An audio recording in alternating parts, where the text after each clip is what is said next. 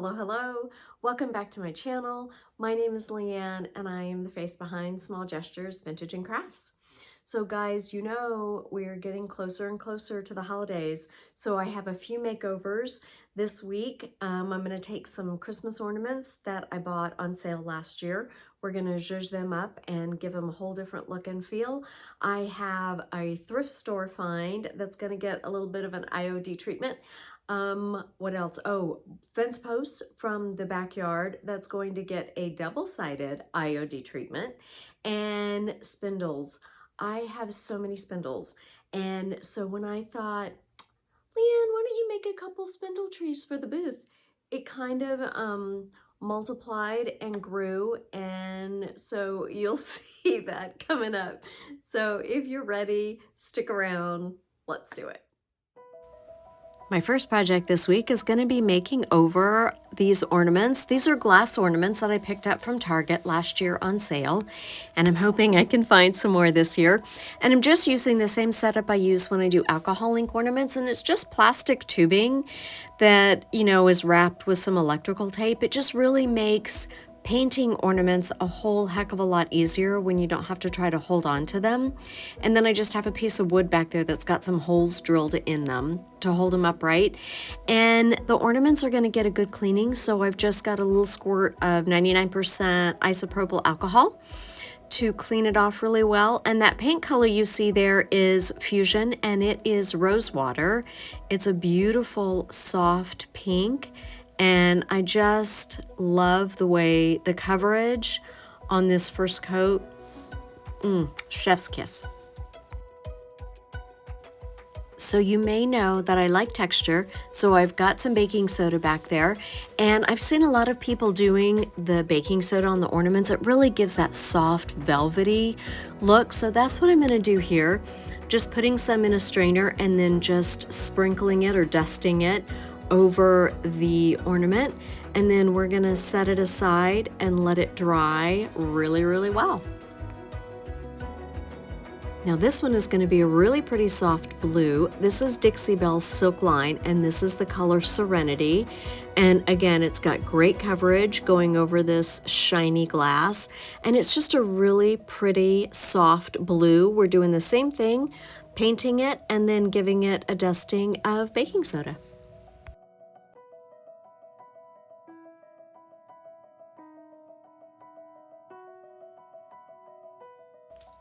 After everything was good and dry, then I just came in with another soft paintbrush and just dusted off all of that baking soda. Make sure that you do wait until they are good and dry. If you don't, you will have a gluey, goopy mess on your hands. Now this one got an extra little makeover because I painted this in Fusion's Carriage House, which is a really pretty green, but it was a little darker than really what I wanted to go for, than the look I was going for. So DIY's Apothecary to the rescue.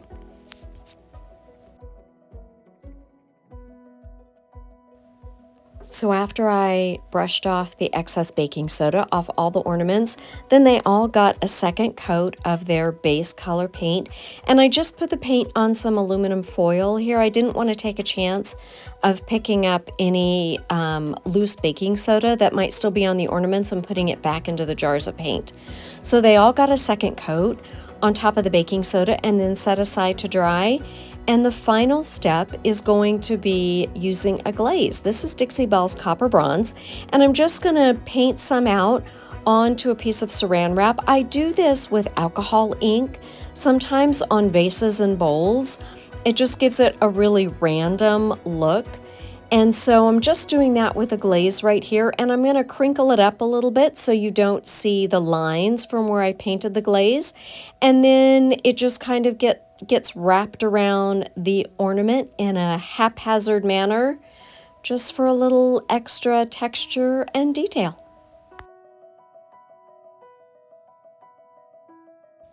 I also did take the caps out, and I sprayed the little silver caps. They got a coat of just a dark bronze paint, and then I think I had a gold spray paint, and they actually ended up getting a little bit of antique gold rub and buff too.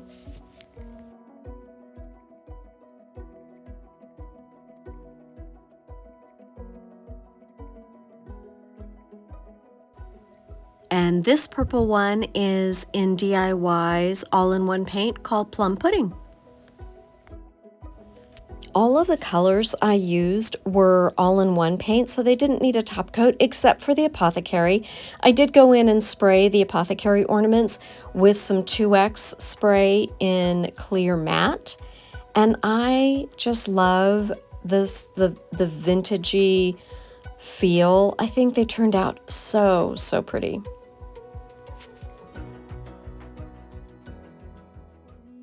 My second project this week is going to be with some spindles. I hoard spindles like I hoard rolling pins. And why make just a couple of spindle trees when you can make a whole forest?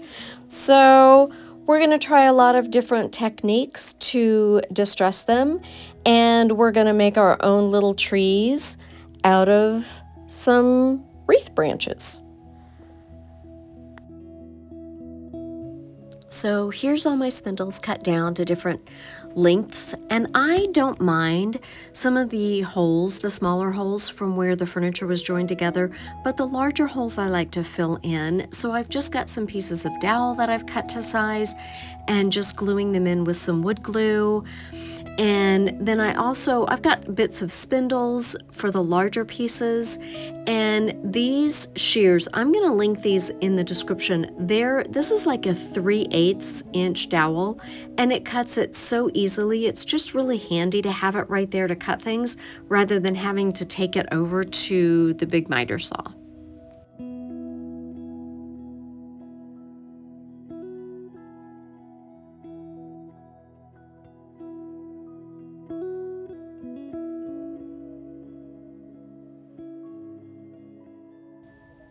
Now, I had never used this personally, but I've heard one of the best wood fillers is sawdust and wood glue. So that's what I did. I just collected a whole bunch of sawdust from my workroom and started to fill in areas in these dowels, and unfortunately have the drawers on my right side wide open, and they are now full of a whole bowl of sawdust. Seriously, I could not stop laughing that just happened. I had sawdust everywhere.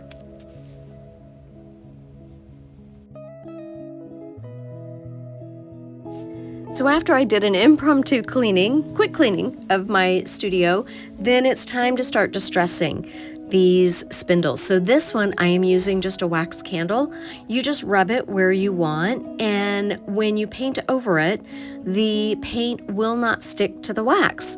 So you can just scrape it off after the paint dries. In this case, I'm using a really rough sanding pad, and you can especially see on the curved edge of the spindle that I'm holding, when you rub the sandpaper over it, it really just takes the paint right off. Honestly, I did go in with my hand sander. I took it outside because I didn't like the effect. I really wanted to distress them down a little bit more. So the end product looks a little different than this right here. I just gave them a little extra distressing.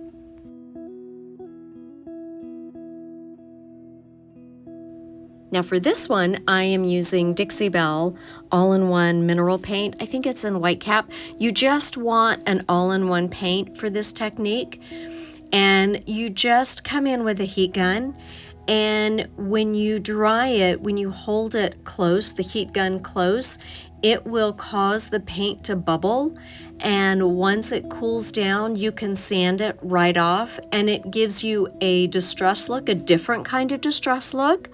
You can see like the bubbles, how it's bubbled up right there. And then when I take my sanding pad to it again, it just pulls it right off. I think this technique is great if you like the chippy look of milk paint, but you want a little bit more predictability, because you can aim the heat gun and make it chip off exactly where you want it. Now this is one of my favorite chippy or distressed looks, and it's with milk paint. This is Sweet Pickins milk paint in flour sack, and it's a powder paint. You just mix equal parts lukewarm water and powder, whisk it together really good for a couple of minutes, and then you let it sit for 10 minutes. It thickens up a little bit, and I used 2 coats, I think, of milk paint on these older, drier, chippy spindles. And I just love when you hit it with a heat gun to speed up the drying process. It really accentuates those cracks, and I just love watching them form.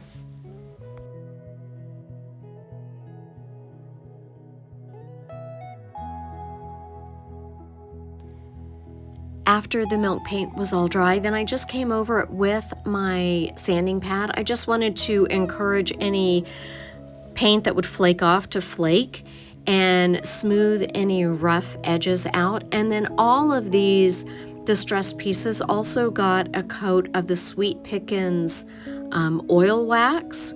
I really love how that brings out the cracks and the details in the paint.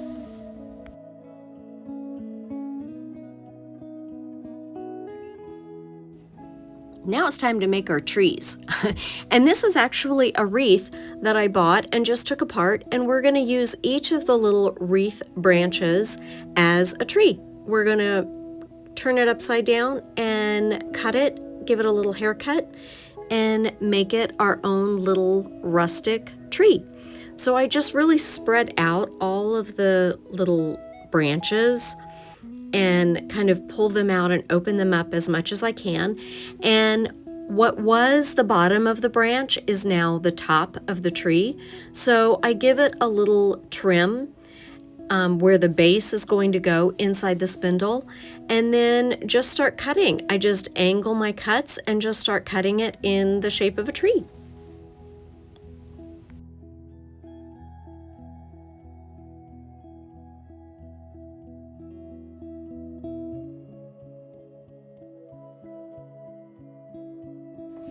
So the stars that I'm using for these trees, they're a little over 2 inches, and they have a little hole at the top, like they would be good for an ornament. And because they're recessed there in the middle, then I'm just taking the top of the tree and bending it over, so I've got something to glue into that middle part.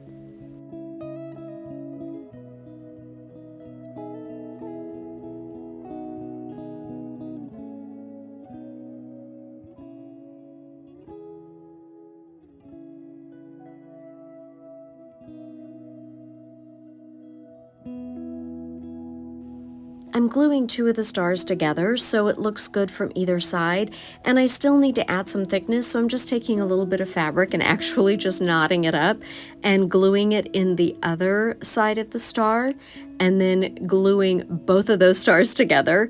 And I'm going to take advantage of the little hole that is at the top of the ornament or the top of the star to help hold these little guys together. And I have some 24 gauge rusty wire, and I'm just kind of wrapping it around the star. I figured it would be decorative and it would kind of help hold those 2 pieces together if the hot glue should ever fail.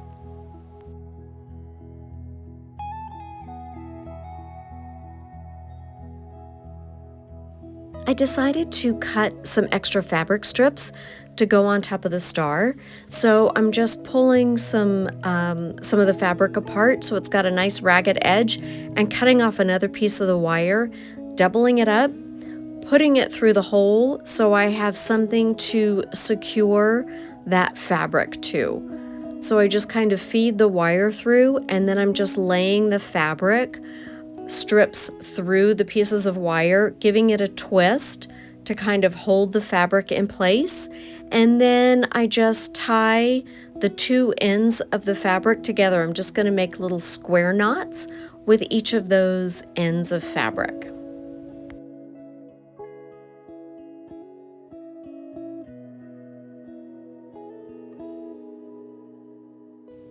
And I love those pieces of wire long for a reason. I'm actually taking a little tiny applicator that I have, and I'm wrapping the wire around it so I can make little wiry curlicues at the top of the tree.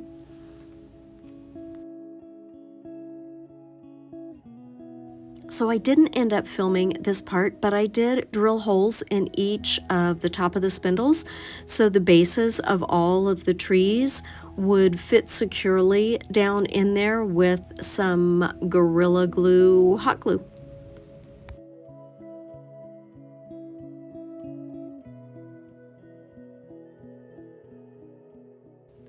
So I did want to share these other stars that I also just picked up.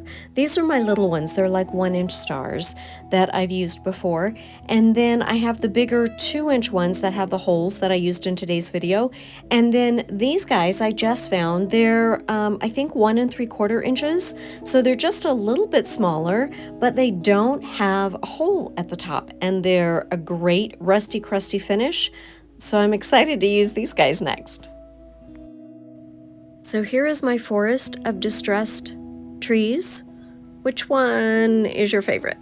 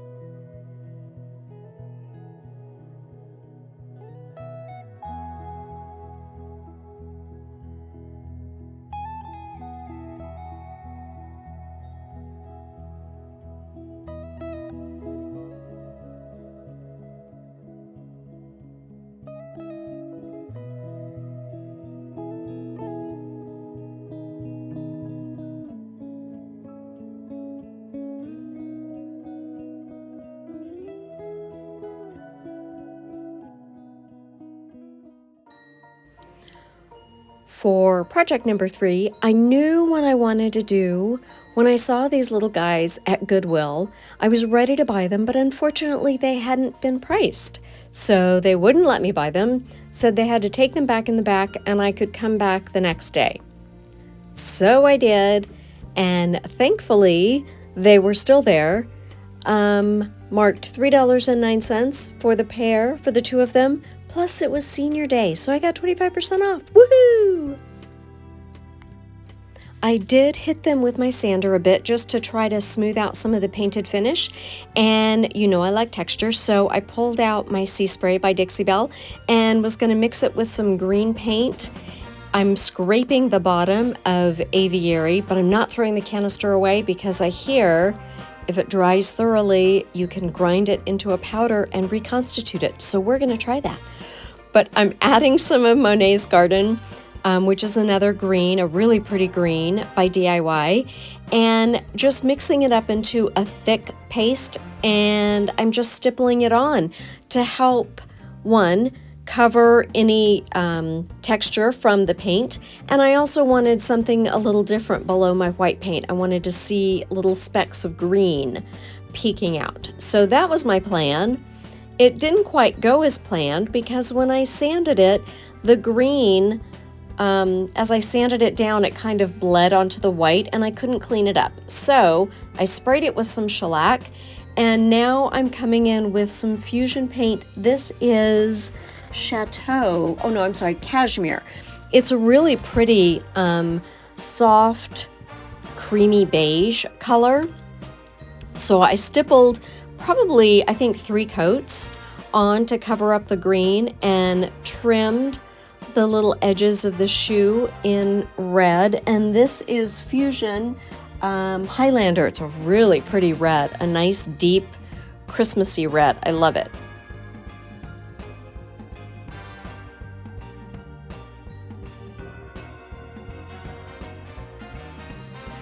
I felt like some transfers from the Kitschy transfer book from IOD would be perfect for these little funky shoes.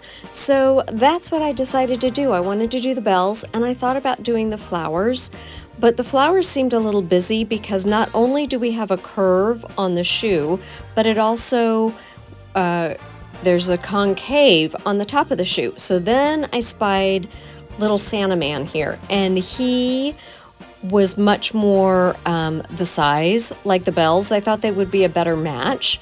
So I decided to use those two. I just came in and made some cuts along the edges so it would wrap around those concave and convex. Well, I'm going back to high school with those words. It would wrap around the curves easier. So I just made my little cuts and then peeled the backing off, and I tried to hold him at least around the bottom part and work piece by piece so I could kind of bend him as necessary. And I tucked that backing back there because I didn't want anything to stick, because the Fusion is an all-in-one, so I didn't have to put a top coat down before I put the transfer. And this transfer released so easily. And actually on the second one with the bells, it kind of released sooner than I wanted it to. But I just worked slowly, bit by bit, so I didn't have too much cracking. And I think he's super cute on this shoe.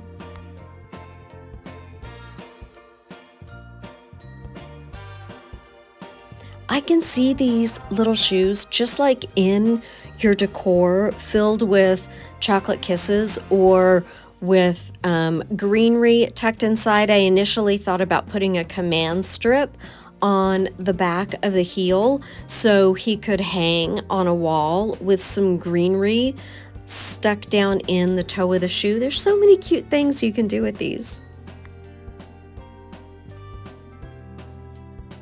And with the bells, I'm doing the same thing, going along and making cuts around to help it go around the curved edges. And I cut in between the bells and actually end up cutting them in half to try to make it a little easier to go around all these curved surfaces.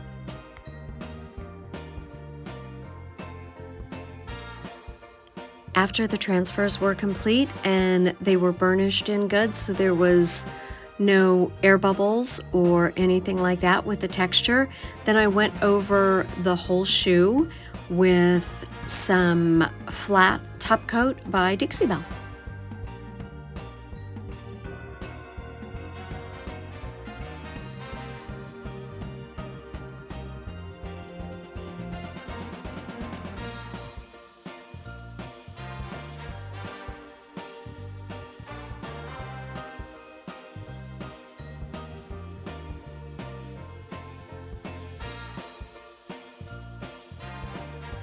In the end, I'm so happy that the green texture paint didn't work out. I love having it all one color, but when you look up close, you can see the texture in the paint. I really like that, and I just think it was a happy little accident, so to speak.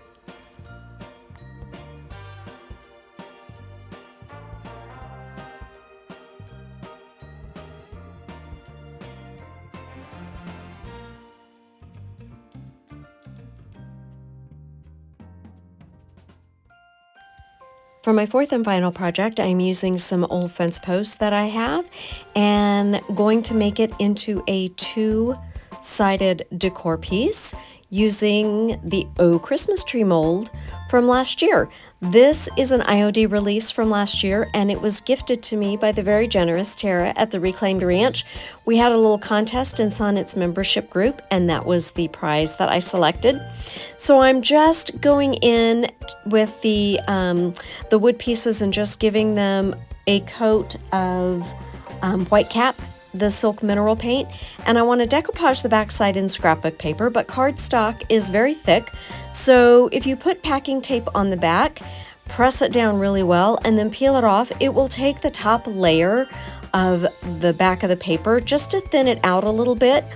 And I did that, and when I pulled it off, it hardly pulled off anything at all. You can see there, really, it was nothing.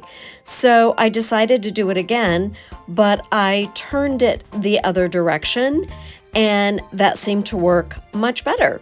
So I put more tape down and peeled it off, really thinned it out a little bit, just so the decoupage would adhere a little easier. It wouldn't be so thick. So I'm coming in with DIY's liquid patina and laying down a good strip, and I decided, because the paper is kind of thick, that I would go ahead and put a little bit on the back of the paper as well, just to help it adhere.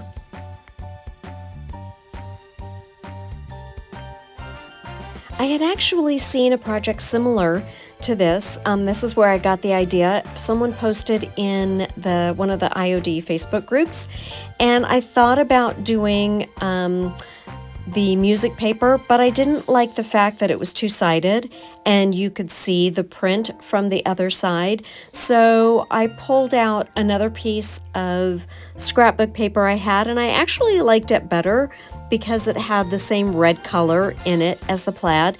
But I decided to paint the sides brown. I think this is Woodwick by Fusion. And then this is that other piece of scrapbook paper. I've already taken the back off of it to thin it out a little bit and spritzed it, and just again going in with a liquid patina to decoupage it down onto the back side.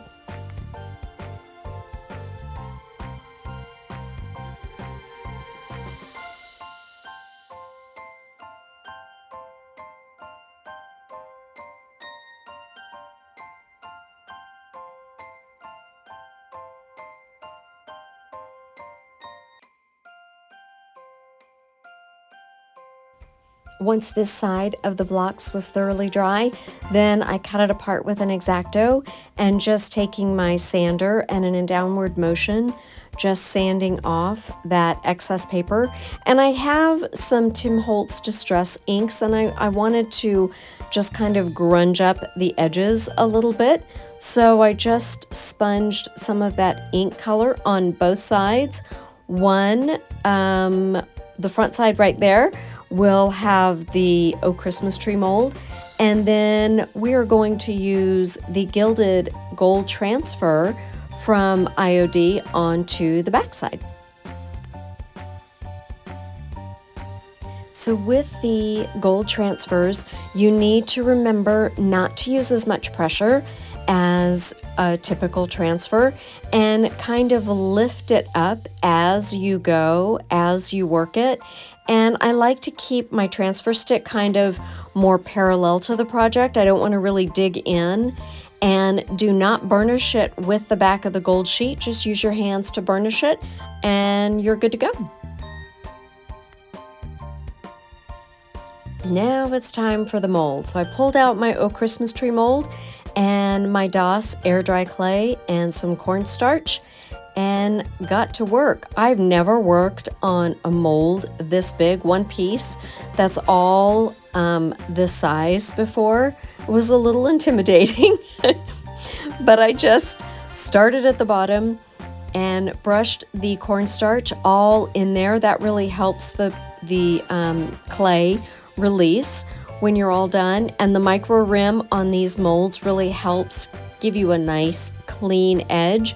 So I just put the clay in all around once it was fairly level on the back. Then I flipped it over and just let gravity do the work, and it just pops right out. The detail is just incredible. But this is where I look at it and I'm asking myself why I didn't bring a spatula down, because how the heck am I supposed to move this thing?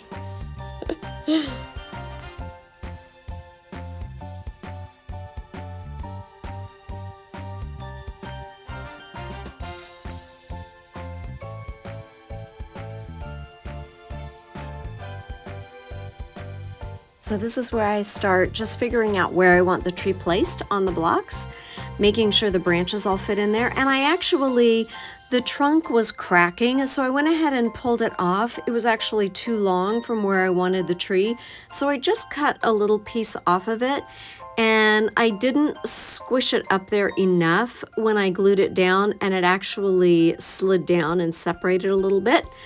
But I've figured out the placement, and then just came along with an X-Acto knife, held both sides down with my hand, and cut it through. Because this mold is so detailed, I didn't want to paint the whole thing while it was wet. That reduces cracking, but I didn't want to have to deal with trying to paint the edges once it was glued down. So I did go along with Monet's Garden by DIY and just a detail brush, and I did just paint the very edges. So when I would glue it down, that part at least would be done and I wouldn't have to worry about getting green paint on the blocks once they were glued down. And the glue that I'm using is Tite Bond Quick and Thick. It is the best glue for adhering molds. This stuff does not budge once it's dried. I absolutely love it.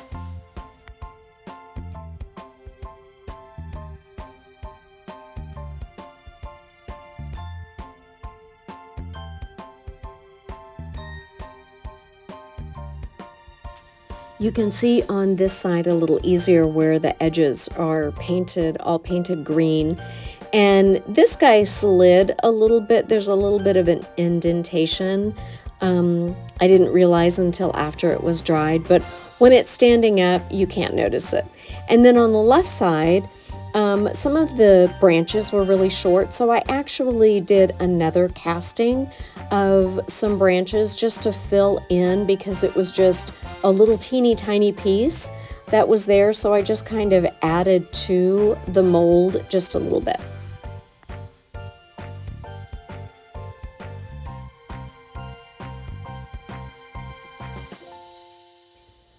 After I filled in the rest of the tree and let it dry, then I came in with that red Highlander color and a little artist brush and just painted in the little berries on the tree, let that dry, and then gave it a couple of coats of Rust-Oleum's 2X in clear matte, and then did a whitewash, just a dry brush over it. And then this is called Stickles. It's by Ranger. It's like a scrapbooking product, and it doesn't show up very well, I'm afraid, on camera, but it just is like a little glittery glue. I thought would look really cute on the berries, just for a little something extra to catch the light. And I think the end result is a pretty decor piece that looks nice from both sides. Thanks again for hanging out with me this week. If you enjoyed this week's video, please drop me a comment. I'd love to hear from you. Hit the like button, subscribe, and until next week, take care.